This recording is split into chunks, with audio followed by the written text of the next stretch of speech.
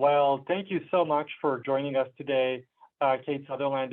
It's a real pleasure to have you with us. My name is Goran Matic, and I'm the Canadian ambassador over at the World Creativity and Innovation Week and World Creativity and Innovation Day as part of the United Nations celebration of creativity and innovation around the world. And for all of us innovators and creatives, your work is very well known. I had the pleasure of getting introduced to your work some years ago at the Mars Center here in Canada and in Toronto, and I was very much, I think, amazed by the breadth and scope of your work at that time.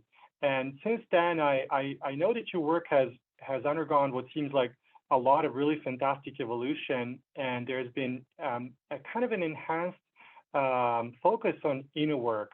And I've noticed, following up on your subsequent books, that inner work really plays a big part in how you work. Would you mind just telling us what you mean by inner work?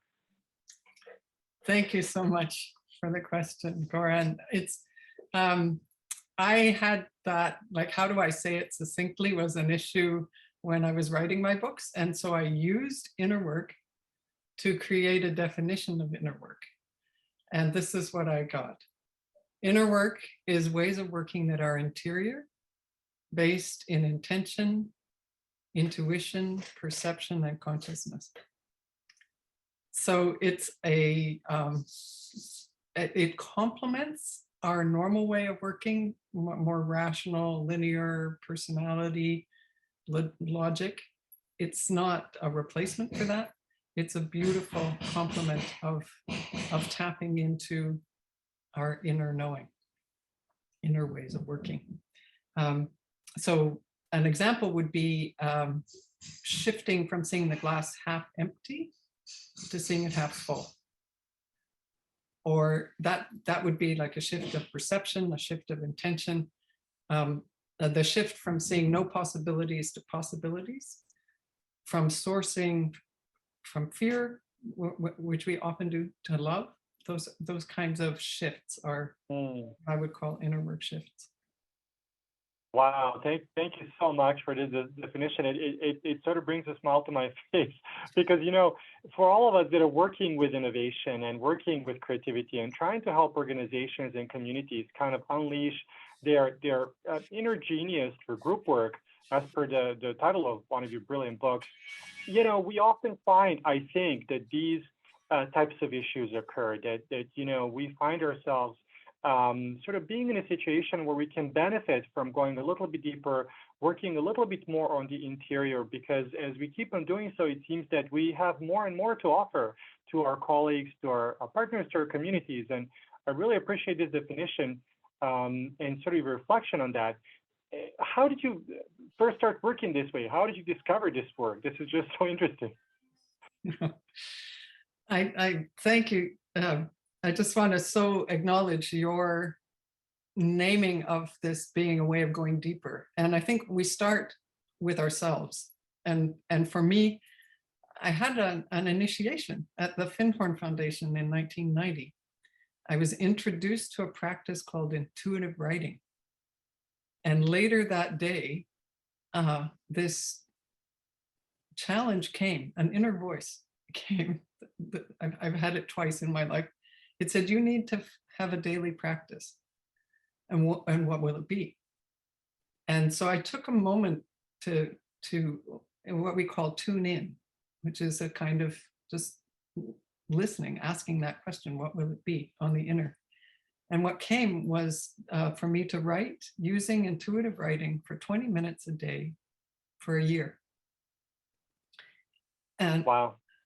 At the time, I had never had a daily practice. I'd never had the discipline of a daily practice. And yet it felt right. It felt like a Cinderella slipper fit. And I was able to make an inner commitment, which is a kind of inner work. I shifted to say, yes, my intention is I'll do this. And so I started writing, and I very quickly found out how powerful it was, in that I was in a new relationship. I had a lot of challenges, and this writing, I could go when I was distraught, and I would find inner calm. It helped me build confidence. It helped me to deepen self-love, and it worked in a way that grew my connection to my inner knowing. Was a foundation for me. Yeah. Wow. Thank you so much for that. It's so inspirational. I think for all of us that are working as facilitators or innovation designers or really just in organizations and with groups trying to kind of help them, manifest their real potential. Often we're wondering how might we, improve our own practice, and it's just great to hear that from someone like yourself. It sort of makes it seem somehow a bit more approachable and maybe not as scary, of a commitment. When you reflect on that work of inner work, I mean, why do you think it's important, and what do you see as the kind of potential of this kind of work? There's limitless potential of the work. I think we're only beginning to scratch the surface of the potential of inner work, and I think it influences, or it's helpful in two main ways. One, it works for us, and the other, it works on us. So in the working for us, it's there are so many different inner work practices, and they can support us with decision making when we're overwhelmed with multiple options, when we're having relationship challenges, when we need a breakthrough innovation, when we want to deepen our creative sense, when we feel lost, when we feel overwhelmed. There's I sometimes I say, if it's not flowing and it's not graceful, then do some inner work. So it works for us. I think the deeper and more important aspect of it is that it works on us. And that what happens when you use inner work on a regular basis is that it cultivates your intuition, a deep source of inner knowing. It helps us come more aligned with the intelligence of life. And it brings a kind of,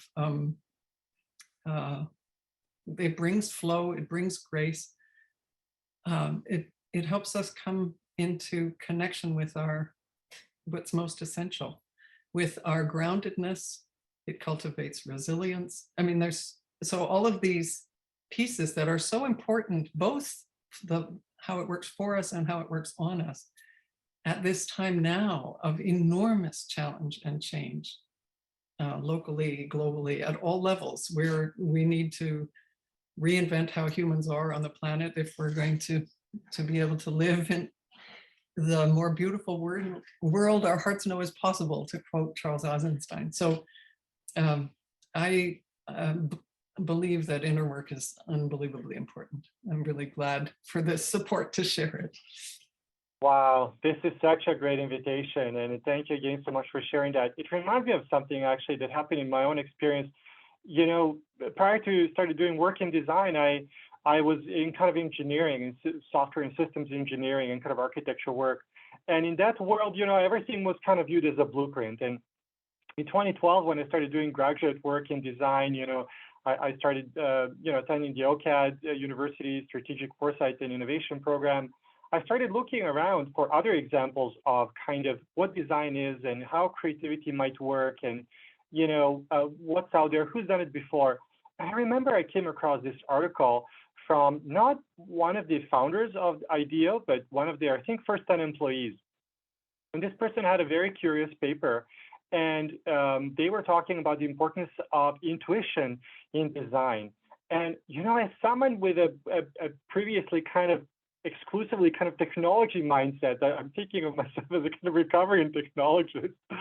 I remember thinking at a time, what does intuition have to do with it? I was used to this world of planning and everything. And some years later, I realized, wow, intuition is actually critical in design. It is really part of the process. It's part of the design process. It's part of the creative process. And I so appreciate your invitation of sort of thinking of how we might more consciously actually deepen that and strengthen that connection to improve our, access to this useful tool in our design processes and our creative processes. I mean, as someone that's practiced it and written extensively on this, what would you say might be one of your favorite inner work tools that's sort of accessible to the rest of us and might be useful? That's a very hard question. um, Partly because it's sort of like, would you say that a saw or a hammer is your favorite tool? You know, like you use one when you need to bang in nails, and you use the other when you need to cut something. Definitely, though, historically, I feel like a soft spot for intuitive writing, and it's profound. I feel so much gratitude for it. Mm. One that I love for the versatility and the whimsy and the spark of it is something I call unpacking flirts. And that's a tool where we know what we mean when we say a flirt. Like a flirt is someone's in a social setting and they kind of just wink at you and or smile at you, and you can tell that they're sending you a message. Well, I'm grateful to Arnold Mindell for introducing me to this idea, and he's the founder of a body of work called process-oriented psychology, and he says that that life flirts with us, that there are signals that come. Wow. And so if I have a question or a challenge, I will sometimes scan my room, or I'll go for a walk, and I'll be attentive to what catches my attention, and that will often have the seed of an idea. And for creatives, it's an incredible tool, and one that I'll be sharing on World Creativity and Innovation Day.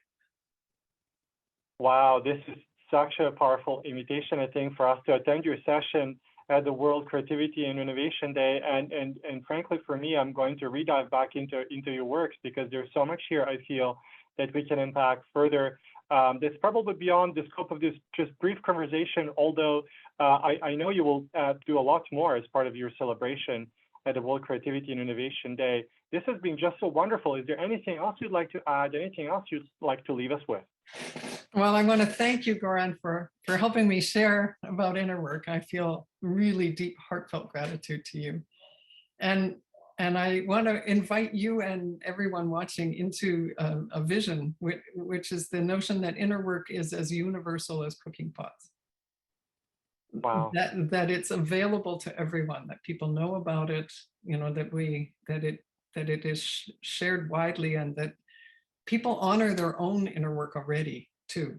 Like people who work with dreams, that's a form of inner work. And people who work with symbols and archetypes, that's a form of inner work. You know, so I've shared approaches, but that we open to the possibilities, and that it becomes really ubiquitous. It's everywhere. Wow, this is so wonderful and such a great invitation. It's been such a pleasure having you with us here on behalf of the World Creativity and Innovation Week and Day. Thank you so much for participating and sharing your wisdom and insights with the rest of us. I know that the innovation and creative communities will be very eager to participate and see what we might glean further from your insights. Thank you so much, Kate Sutherland. It's been a real pleasure.